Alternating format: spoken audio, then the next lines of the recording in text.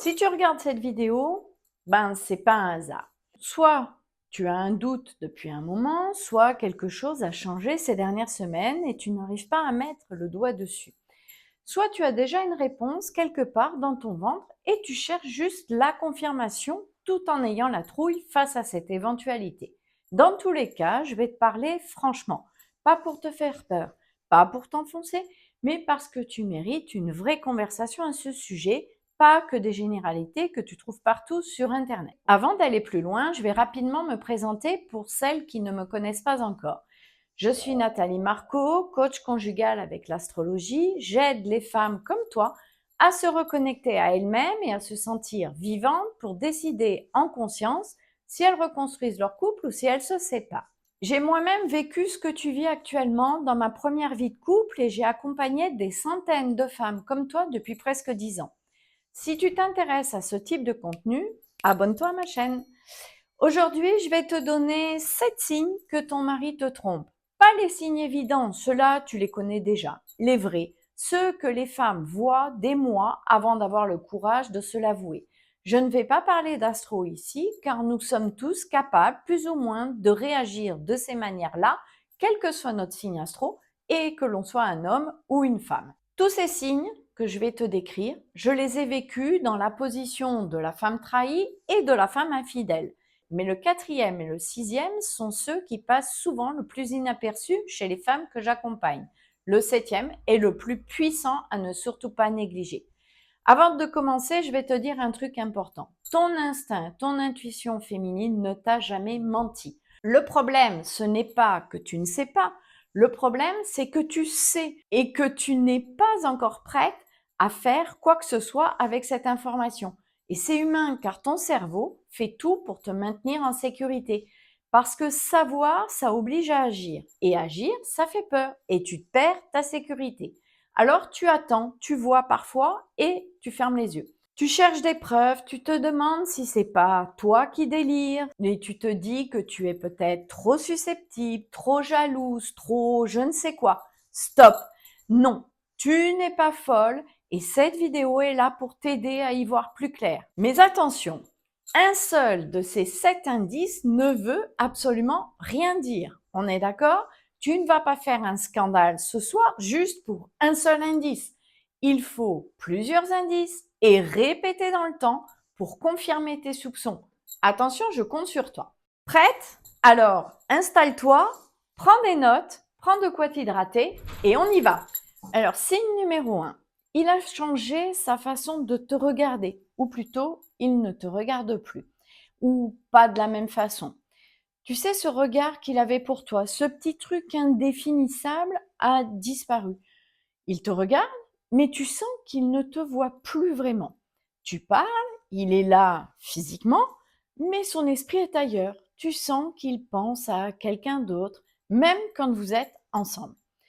Les femmes que j'accompagne décrivent souvent ça comme je suis devenue transparente ou je pourrais disparaître, ils ne s'en apercevraient même pas.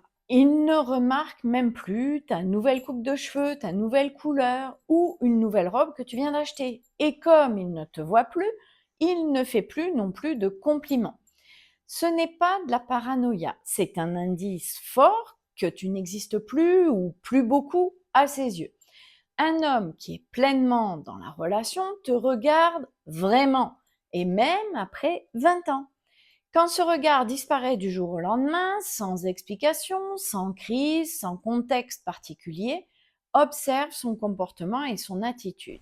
Signe numéro 2. Alors, son téléphone est devenu le personnage central de votre vie.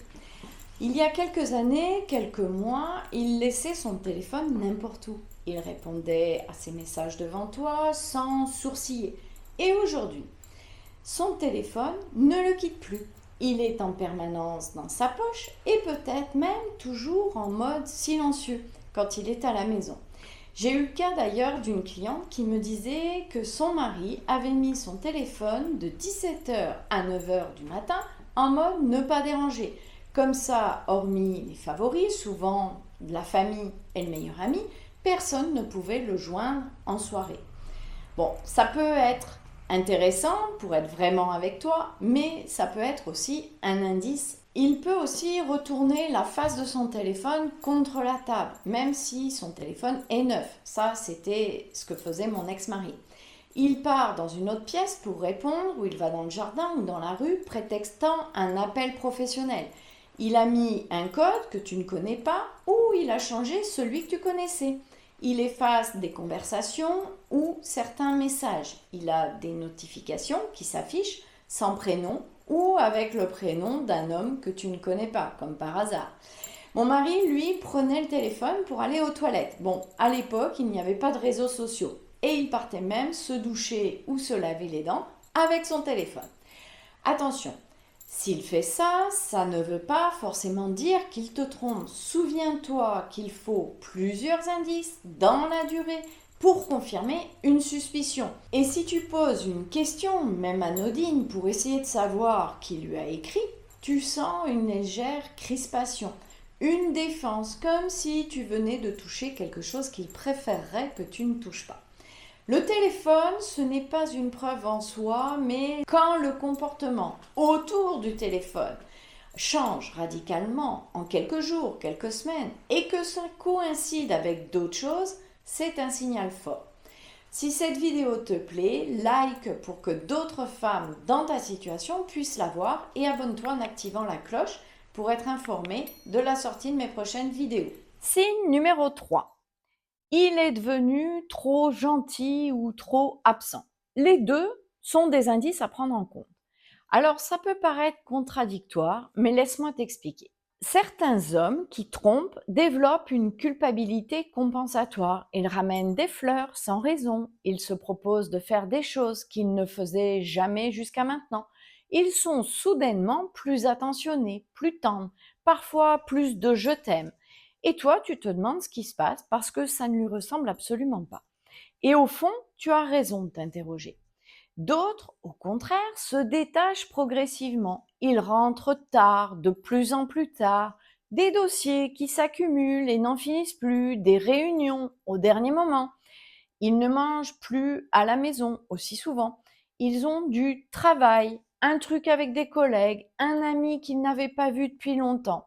Bref, dans les deux cas, que ce soit la gentillesse excessive ou la distance, ça peut être des signes parce que dans les deux cas, ils cachent quelque chose. Signe 4. Le quatrième signe, celui-là, on met souvent du temps à comprendre ce qui se trame. En effet, il peut changer physiquement, mais sans raison apparente. Mon ex-mari, par exemple, après avoir vu des photos de famille pour le premier anniversaire de notre fils, notre deuxième enfant, a décidé de faire un régime. Bon, bonne idée, je me suis dit sur le coup, c'est vrai qu'il a vraiment pris trop de poids depuis ma première grossesse. Et après, j'ai réalisé, il allait avoir 40 ans. Et là, j'ai eu un doute sur sa vraie motivation. Il se met à faire du sport plusieurs fois par semaine, il fait attention à ce qu'il mange, il s'est mis à s'habiller différemment, ou il renouvelle ses tenues, il change de parfum, il soigne davantage sa coupe de cheveux. S'il portait des lunettes jusque-là, il veut vouloir se mettre aux lentilles de contact. Il avait la barbe ou la moustache, il se rase, ou inversement, il se laisse pousser une petite barbe. Alors attention, je ne dis pas que si ton mari fait du sport ou prend soin de lui, qu'il te trompe forcément. Évidemment, tu dois rester vigilante et observer. Ce qui compte surtout, c'est le changement soudain et inexpliqué. Quand un homme se met à prendre soin de lui pour la première fois depuis des années, sans que ça soit lié à un bilan médical, un défi, un pari entre amis ou une résolution que vous avez prise ensemble, il cherche à plaire à quelqu'un, ou plutôt à quelqu'une. Ou il a une forte envie de se sentir séduisant, d'attirer à nouveau le regard des femmes, voir s'il peut encore plaire. Et si tu n'es pas au courant de la réelle raison de sa motivation, si lui ne t'en a pas parlé récemment, cette raison a peut-être un prénom. Signe numéro 5. Votre vie intime a changé radicalement, dans un sens ou dans l'autre. Encore une fois, les deux extrêmes sont des signaux ici. Soit il ne te touche plus du tout, il trouve des excuses, il a mal à la tête, il est fatigué, il n'a plus de libido, ça c'était l'excuse préférée de mon ex-mari, il s'endort avant toi ou il traîne sur le canapé tard et finit par y passer toute la nuit. Il prend de moins en moins d'initiatives pour un rapprochement et quand ça arrive, malgré tout, tu sens qu'il n'est pas vraiment là avec toi. Soit au contraire, il est soudainement beaucoup plus demandeur, plus entreprenant, différent. C'est comme s'il surjouait. En tout cas, tu sens que ça sonne faux. Comme s'il avait redécouvert quelque chose, de l'inspiration, de la libido. Le deuxième cas est souvent celui qui perturbe le plus les femmes parce qu'elles se disent bah, ça va mieux, on fait l'amour régulièrement, donc tout va bien. Mais parfois, cette soudaine ardeur ne vient pas d'un vrai désir pour toi. Elle vient d'une nouvelle énergie qu'il a trouvée ailleurs et qui déborde dans ton couple. J'ai eu une cliente un jour qui m'a avoué qu'elle n'avait jamais eu autant envie de faire l'amour avec son mari que lorsqu'elle avait eu un amant. La culpabilité fait que celui qui trompe a envie d'être plus gentil avec l'autre. Le désir stimule le désir. Et quand l'autre, l'amant ou la maîtresse, n'est pas accessible, on se rapproche de la personne qui partage notre vie. Alors je sais que c'est dur à entendre, mais c'est important d'en avoir conscience. Si actuellement, tu ne sais plus vraiment où tu en es dans ton couple, j'ai créé spécialement pour toi un quiz, rester ou partir, qui te donne une analyse personnalisée de ta situation en quelques minutes. Ce n'est pas un test de magazine, c'est un outil réel basé sur ma méthode que des milliers de femmes ont déjà utilisé. Juste 5 minutes chrono, le lien, il est en dessous dans la description. Passons maintenant au sixième signe. Signe numéro 6. Attention, celui-là, on peut souvent l'excuser par une surcharge de travail, des difficultés financières, une dépression, un mal-être existentiel, de l'inquiétude pour les parents vieillissants ou malades ou d'autres situations. Il est devenu irritable, sur la défensive pour un rien ou il te reproche des choses inhabituelles. Les hommes infidèles ont souvent du mal à gérer leur culpabilité et la culpabilité, ça se transforme souvent en agressivité. Il te fait des reproches que tu ne comprends pas, il te trouve des défauts que tu n'avais pas avant, il peut même te reprocher d'avoir pris du poids ou de ne pas faire de sport alors qu'avant il te disait qu'il t'aimait tel que tu étais et que ton poids ou tes formes n'étaient pas un souci pour lui. Il soulève des problèmes dans votre relation, parfois pour la première fois, que ce soit des problèmes sur la gestion de l'argent, sur votre intimité, sur l'éducation des enfants, sur le rangement, le ménage ou la cuisine. Et toi, tu te remets en question.